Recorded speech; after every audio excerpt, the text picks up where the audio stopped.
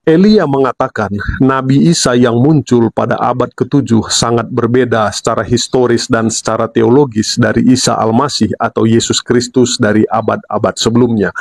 Dia mengatakan kelahirannya berbeda. Ibunya Isa adalah saudaranya Musa.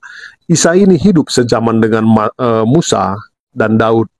Elia ini menceritakan, semua data ini tidak dicatat di dalam Injil, dan juga Isa menurut gerakan abad ke-7 tidak mati disalib, kata Elia ini. Dari abad pertama hingga abad ke-6, Yesus Kristus, Isa Al-Masih, Yeshua Hamasyas atau Yehosua merupakan pribadi yang sama, yaitu pribadi yang lahir di Migdal Eder dan pribadi yang mati tergantung di kayu salib, sesuai yang dituliskan oleh sejarawan gereja dan juga data Injil. Namun di sisi lain, pada abad ke-7 atau 700 tahun setelah Yesus Kristus lahir, sebuah gerakan dari semenanjung Arabia yang membawa ide mengenai Isa Al-Masih yang berbeda secara historis dan juga secara teologis dari Isa Al-Masih yang telah diberitakan pada abad-abad sebelumnya. Di mana Isa Al-Masih yang dicetuskan atau digagas oleh gerakan abad ke-7 ini memiliki perbedaan yang sangat signifikan dengan Isa Al-Masih atau Yesus Kristus yang dikenal pada abad pertama hingga abad ke-6. Di mana menurut versi abad ke-7, Isa Al-Masih lahir di bawah pohon kurma, lahir dari seorang Miriam yang merupakan saudara Musa, dan Isa Al-Masih yang digagas juga merupakan Isa Al-Masih yang hidup sejaman dengan Musa, hidup sejaman dengan Daud, dan ketika lahir ia dapat berbicara. Di mana cerita-cerita mengenai Isa Al-Masih abad ke-7 tersebut tidak pernah dicatatkan dalam sejarah atau juga data Injil dari abad pertama hingga abad ke-6 atau 600 tahun sebelumnya.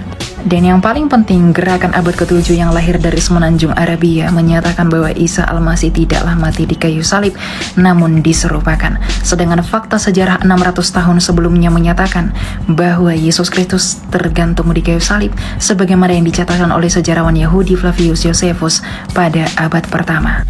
Sehingga dengan demikian Isa Al-Masih yang diperkenalkan atau diketahui dari abad pertama hingga abad ke-6 dan Isa Al-Masih yang baru diperkenalkan pada abad ke-7 merupakan Isa Al-Masih yang berbeda pribadi sekalipun memiliki nama yang sama.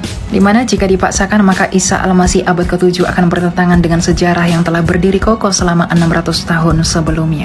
Dimana hal yang paling mencolok adalah Isa Al-Masih atau Yesus Kristus abad pertama merupakan pribadi yang mati di kayu salib dan juga mengalami kebangkitan. Sedangkan Isa Al-Masih pada abad ke-7 yang diperkenalkan dari semenanjung Arabia tidak mengalami kematian dan tidak mengalami kebangkitan. Maka dengan demikian saya mengapresiasi langkah pemerintah untuk mengganti nomenklatur Isa Al-Masih menjadi Yesus Kristus di Indonesia secara khusus.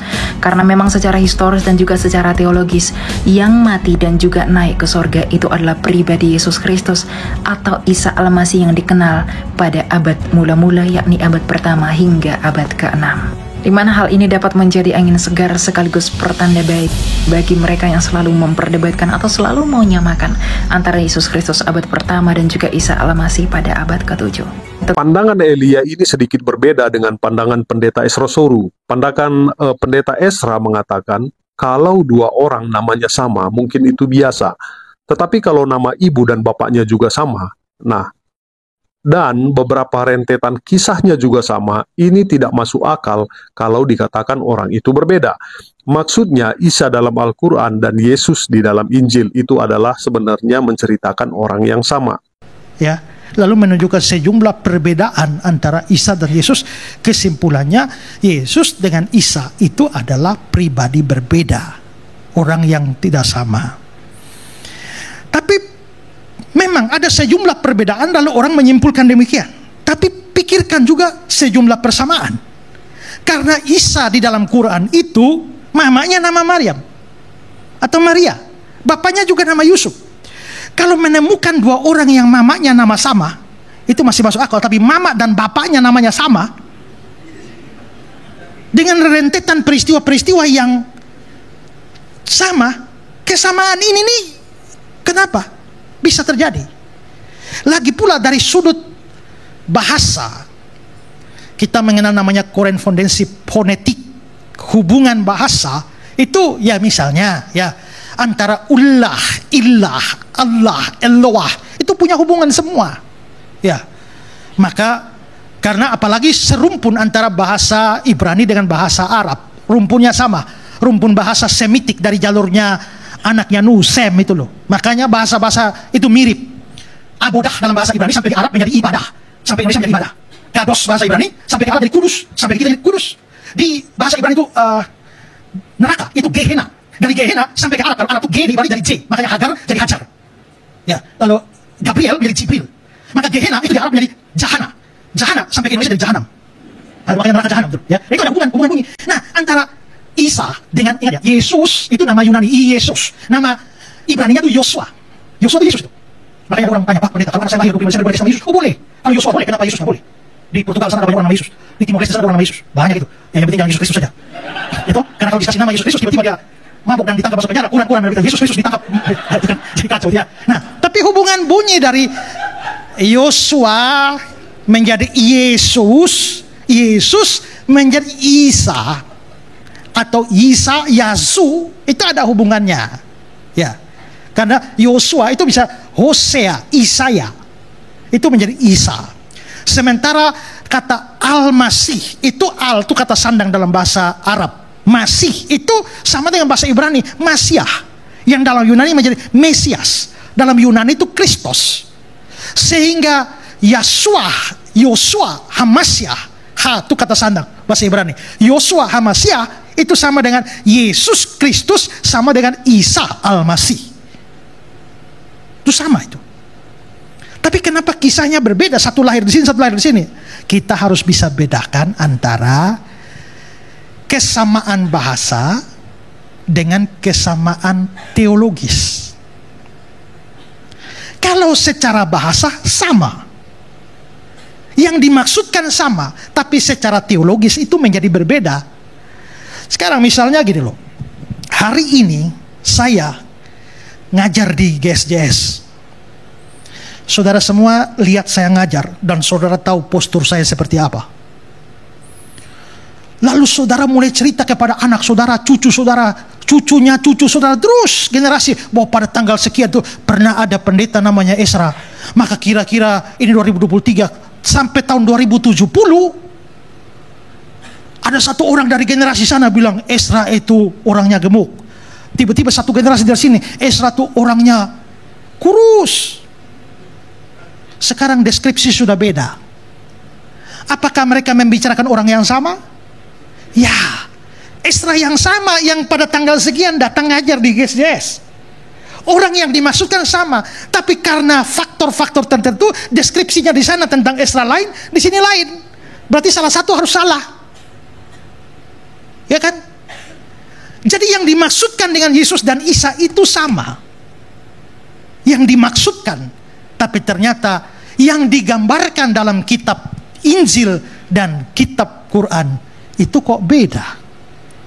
Yang ini bilang mati di salib, yang sana bilang nggak mati di salib, hanya diselamatkan saja, ya, diserupakan saja. Kok beda? Yang ini lahir di sini di Bethlehem, itu lahir di bawah pohon korma. Kok beda? Kalau begitu, orang yang dimaksudkan sama, tapi deskripsinya berbeda.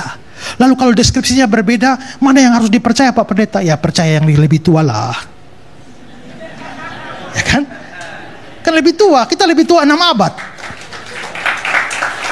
Itu. Ya. Jadi kalau ditanya, apakah orang berbeda? Beda atau tidak? Ya kita bedakan dulu.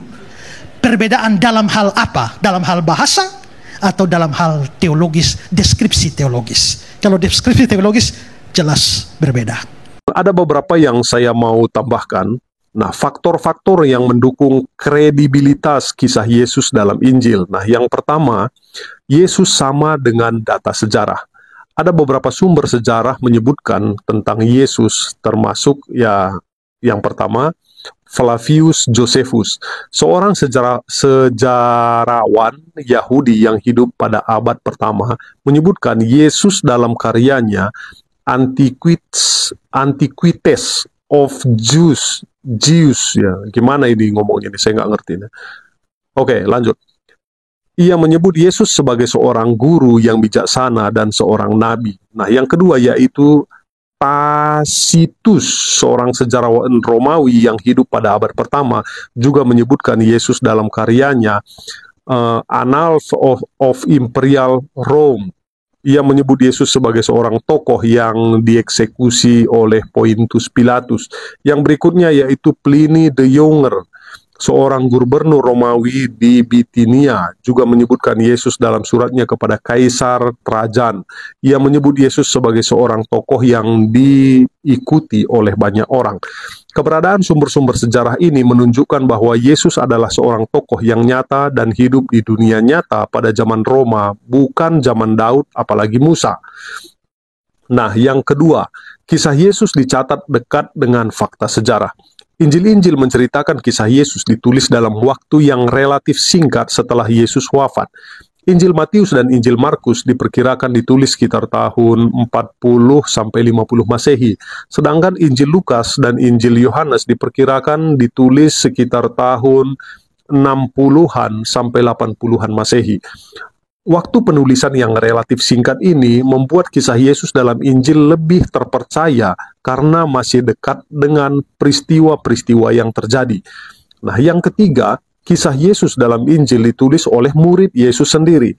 Injil Matius, Injil Markus, dan Injil Lukas dikenal sebagai Injil sinoptik karena memiliki banyak kesamaan. Nah, ketika Injil ini diperkirakan ditulis oleh murid-murid Yesus, yaitu Matius, Markus, dan Lukas, keberadaan murid-murid Yesus sebagai penulis Injil membuat kisah Yesus dalam Injil lebih terpercaya karena ditulis oleh orang-orang yang mengenal Yesus secara langsung. Mereka melihat langsung, ya. Secara umum, faktor-faktor di atas mendukung kredibilitas kisah Yesus dalam Injil. Namun penting untuk diingat bahwa Injil bukanlah buku sejarah yang objektif. Ini adalah buku yang ditulis dengan tujuan untuk menyebarkan ajaran Yesus. Oleh karena itu, ada kemungkinan bahwa kisah Yesus dalam Injil telah mengalami penyesuaian atau interpretasi sesuai dengan tujuan penulisan Injil. Meskipun demikian, faktor-faktor terjadi tetap merupakan bukti yang kuat bahwa Yesus adalah seorang tokoh yang nyata dan hidup di dunia nyata, bukan fiksi, ya. Nah, kalau disuruh pilih, saya masih tetap memilih Injil atau Alkitab sebagai kebenaran dan tuntunan hidup saya. Oke, saya Cornelius Ginting, Korek Desa mengucapkan terima kasih.